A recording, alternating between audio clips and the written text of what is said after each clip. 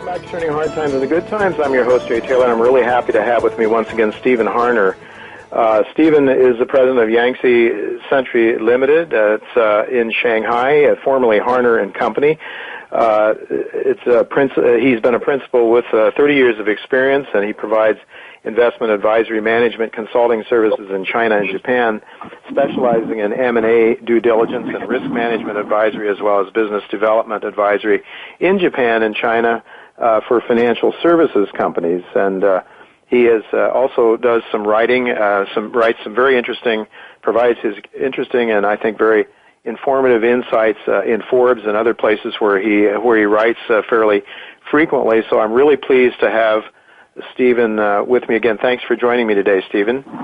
Delighted, Jay. Thank you very much. It's really interesting, and we were talking just before we went live here on mic. You were talking about the geopolitics of the Obama administration, or the security position of the defense position of the Obama administration with respect to Asia. We've heard a lot about the pivoting to Asia and the Trans-Pacific partnership as Obama's way of trying to, I guess, maintain the presence of the United States and the dominance of the United States in Asia. How are the Chinese taking to that notion of a dominant United States in Asia? Right.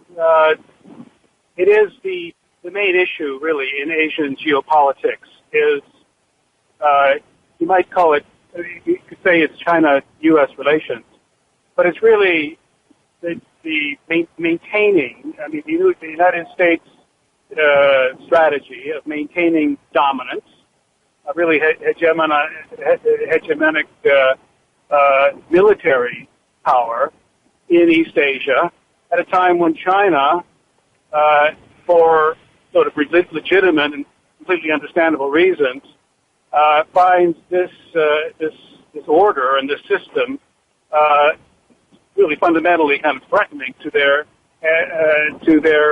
sort of reemergence, their rise, which so far has been, and I am very confident will continue to be, a peaceful rise. But it's taking place at a time when U.S. military power and military alliances are the order, and really the hegemonic position of power is an order in Asia which simply is out of sync. It really is out of. It's dysfunctional, really, in the new Asian power and, let's say, sort of geopolitical environment now, and certainly going forward too. Mm-hmm. Well, certainly, one interesting development last week or so has been the Obama administration, Susan B. Rice, the National Security Advisor, outlining the brand new 2015 Obama National Security Strategy. What we see in that is just more of the same. I mean, there's absolutely no change really in the U.S. strategy, which is to maintain, again, the hegemonic military position, which are sort of the infrastructure of which is the alliance system. Japan is, as the administration is always happy to say, the cornerstone of that system. But then, what about China? What about U.S.-China relations, and how, again, as you suggested, does China see this? Part of when Susan Rice was speaking, one announcement she made was that Xi Jinping, the president of China, a man whose power now, whose control, you might say, whose legitimacy in the system is unparalleled probably in the last 30 years, at least 20 years since Deng Xiaoping. Mm-hmm. Xi Jinping is more in charge and has more credibility, more legitimacy, more authority, and particularly, I would say, moral authority in China than any leader in the past 20 years. Mm. It has been invited to make a state visit to the United States turns out it's going to be in September. In the same speech, in the same sentence, Susan Rice said that Prime Minister Abe of Japan would also be visiting the United States on a state visit. That will be in May. But it's interesting. But the Abe visit really is reciprocal. It's reciprocal to the state visit status that the Japanese gave to President Obama last November as an inducement, really, for him to spend any time in Japan. In fact, it is true that Japan and the U.S.-Japan alliance is the sort of the linchpin, the cornerstone of the U.S. Sort of military power in Asia. The Seventh Fleet is headquartered in Japan. We have bases all over Japan. We have 50,000 military active duty troops in Japan, Air Force, Navy, and a little bit of Army and Marines. So Japan is the link. But in fact, U.S.-Japan relations basically are run by the Pentagon. I can say that. Yeah. The political relationship is always a bit. It's been unequal since it began after the war, the Second World War, and really since really for the entire post-war period, and no change really when during the Obama administration. It's been the Pentagon that has been running the Asia policy in general, but particularly with respect to Japan, because that's where our major military power is located in Asia. But the Japan-U.S. relationship really is all about the alliance, which is, again, all about the pivot.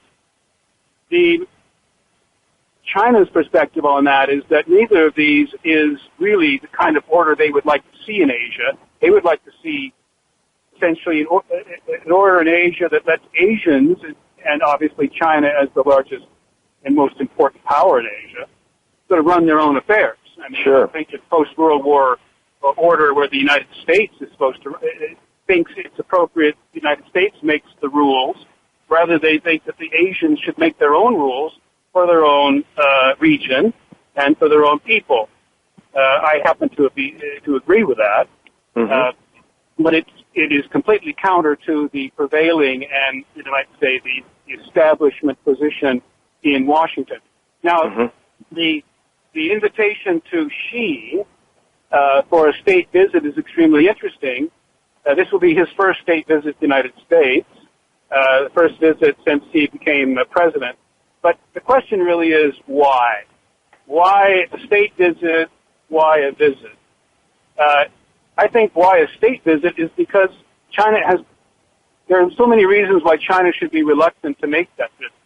What should have to visit the United States, or Xi Jinping should be really a bit reluctant to accept an invitation unless it were, in a sense, sweetened by the highest possible status of the visit, which in most cases includes an address to the Congress. I don't know whether that will happen in this case.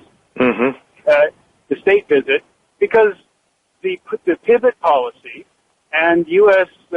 Strategic military policy, since and really particularly during the Obama administration, from at least 2010, when Hillary Clinton was Secretary of State and announced in Asia this policy that sort of a stance that the United States would consider consider the South China Sea, for example, not just the East China Sea with the China-Japan dispute, the South China Sea, where there are many disputing countries, including China, considers that a region, an area, a dispute that the United States should arbitrate or should basically decide. That has been fundamentally opposed by China for very good reasons, one of which I would say is that it really makes no difference, or should make no difference to the United States, whether islands in the South China Sea are claimed or otherwise occupied by China or the Philippines or Vietnam. It has nothing to do with American national interests. It's really just, as the Chinese would suggest, meddling and really this desire to run matters in Asia, and it's counterproductive. What it has done is emboldened countries like the Philippines, like Malaysia or Vietnam, to not negotiate, simply to fall back on a presumed U.S. backing, including a U.S. threat. In the Philippines case, we still have an alliance, a military alliance with that country, dating from 1951, during the Cold War and during even the Korean War period, where it makes no sense, but it gives the Philippines the opportunity to, in a sense, threaten or to